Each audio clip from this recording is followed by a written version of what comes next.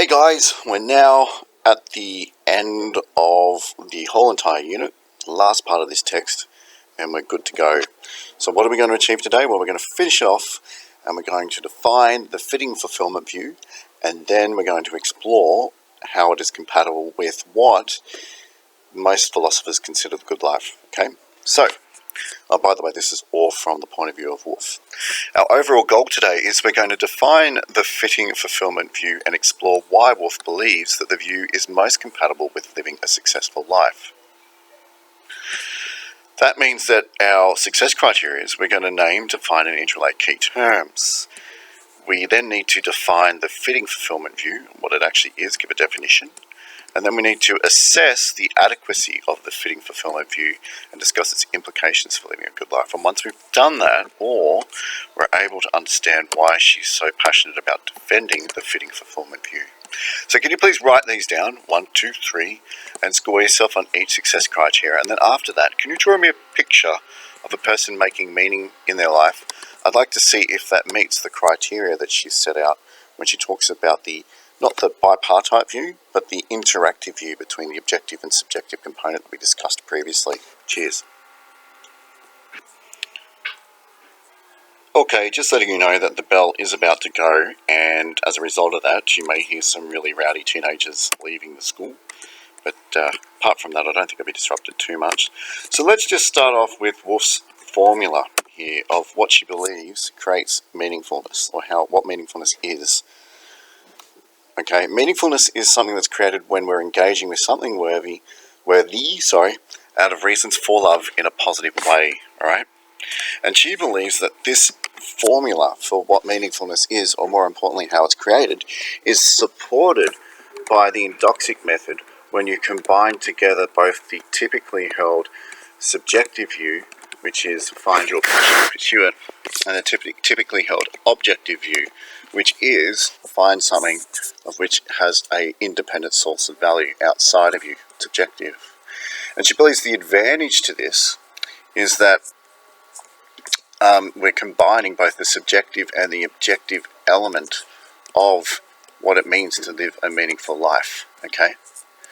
So she then goes on to say, look, when we're looking at my formula for what meaning is, which is more importantly, the fitting fulfillment view is that you find not just something that is fulfilling, but also something that is worthy of being fulfilling. Hence, it's fittingly fulfilling. Do you get what I mean? Take a note. She then goes on to point out that, look, human beings have a need, a deep need to be recognised by others, as having a source of value or engaging in activities that are worthy, right? And she says, look, human beings want to see what it's like to be viewed from the point of view of other people, okay? Take a note. Okay, so just to rephrase what I said, she says that we need to learn also, because we want to know, but we also need to learn how to see ourselves from the point of view of other people. And we also need to learn how to acquire confidence. We also need to learn how to build self-esteem. So she then goes on to say, look, human beings are social creatures. They grow through interaction with other people. And they don't like being alone. In fact, when you think about the objective source of worth, often it comes from or it's affirmed by community. Take a note. And then she goes on, she says, look, the search for meaning in our current modern age, the search for that is actually an antidote to the feelings of despair that one may feel when one is confronted by the fact that they are mortal, they're going to die soon. And also, to a certain extent, when you realise the sheer vastness of the universe, or from a more spiritual point of view, when you get in contact with the numinous, what's the word I'm looking for? You may also find the antidote to the despair you may feel when you realise how insignificant you are, right? Finding meaning can kind of attach you also to the numinous. It gives you that connection with the external world, so you don't feel so inadequate and insignificant. Take a note. Remember, these objects or these activities that provide us with a sense of meaning, provide us with a sense of purpose. And they do connect us with the numinous, but they also connect us with others and with community. Take a note.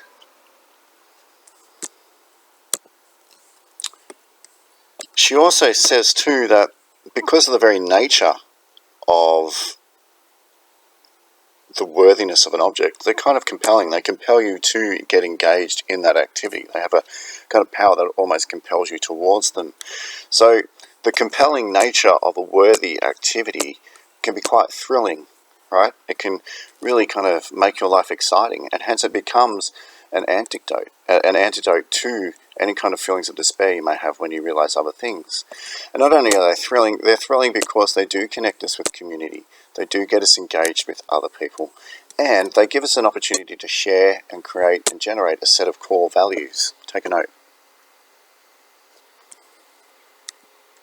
So, to conclude, what Wolf wants to say is she wants to defend herself against the claims that this whole idea of pursuing a meaningful life, because it has an element of fulfillment in it, and it has an element of kind of subjective to it, it can be somewhat bourgeois, incredibly bourgeois, because you can imagine that people might think, look, I need to go find myself, I need to go to a spiritual retreat and withdraw from the world for, 6 months.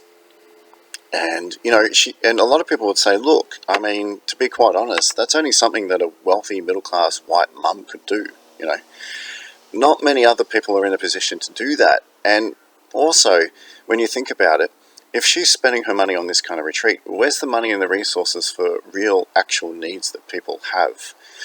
Like food, shelter. I mean, people are starving to death, and you're telling people to live meaningful lives, live a fulfilling life. Well, that's just going to divert resources away from where society actually needs it. So rightfully so, some people have criticised this approach, this idea about meaning, as it's somewhat of a kind of petty bourgeois concern, Take a note. And because of that, she's kind of in a position to say, look, let's not be stupid. Of course, everybody needs to deal with their basic needs first. And as a society and as a community, we need to deal with these things first. And later on, then we find out, even though we need to deal with our basic needs, they're an absolute, that doesn't mean we don't need to deal with meaning. Meaning is an essential part of the human condition. We need to find it. So you need both, right? So in defense of this accusation that meaning, or I think probably more importantly fulfillment, is a bourgeois concern, she first says, look, the meaning and its value, it's kind of found by engaging in and producing activities and being with things that are worthy. Now, if it's worthy, if it's a worthy pursuit, that means the community most likely has to affirm it. It has to say, yes, this thing has value. It needs to have value outside of our own subjective interest. Take a note. And this is where I think you could kind of see the difference between the fulfillment view, which would be incredibly self-indulgent and bourgeois, whereas the meaning view is different, because in many ways you can imagine meaningful activities that actually engage in meeting the basic needs of the less well-off, or the needs of the community in general, because most people would say, from an objective point of view, those activities have a worth. They are worthy. So it's actually allowing people to find worth in an objective activity, which is to meet the needs of the less well-off, or the people who just can't access meaning. I guess that's another reason why this meaningful approach can be accused of being somewhat petty bourgeois. A single working-class mother probably doesn't have the income or the time or even the cultural capital to go live a fulfilling life. She's got other concerns, more immediate, pressing concerns, But the point is that if you engage in activities that help her find meaning and have other things in her life, then you're finding meaning as well.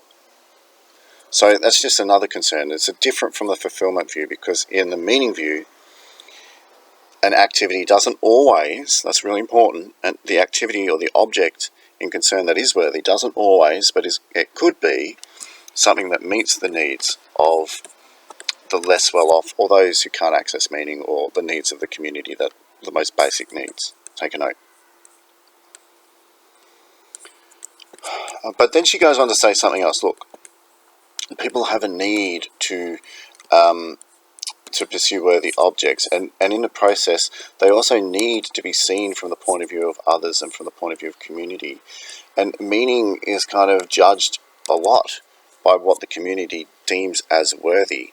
So interaction with the community will direct you towards something that the community needs. But I think the most important thing she says, and it's probably, I think I can see how it's reasonably accurate, is, look, regardless of it, there's just an innate need for meaning in people's lives. Even if people are starving, sure, address their basic needs first, but you'll pretty much find that they will need to have something meaningful in their lives as well. It's an essential ingredient for living a good, successfully well-lived life. That's important. I want to make this clear again. Your basic needs have to be met first, but, the old saying, man cannot live on bread alone. It fits. A person to have a well-lived life needs to have meaning in their life. Take a note. So let's go back to our success criteria. Did we name, define, and interrelate key terms? Yes, we did. Did we look at the fitting fulfillment view, what it actually means? Yes, we did. We defined it as creating meaning through acting out of reasons of love with an object which is worthy and in a positive and engaging way. Okay? Did we explore the adequacy of the fulfillment view? Well, yes, she says it's completely adequate because, it meets the objective and subjective criteria needed to create meaning. And the endoptic method can prove that when you combine the two and you make them interact, not function separately, but make them interact. Now, what's the implications for living a good life? Well, the implications that this theory has for living a good life, well, people need to find meaning. So if you need to find meaning, it's an essential ingredient on top of, dealing with your basic needs that is needed to live a good life. Because if all you do is meeting your basic needs, that's not a good life. That's a survival life. But if you live a life with meaning, that is a good life. Okay?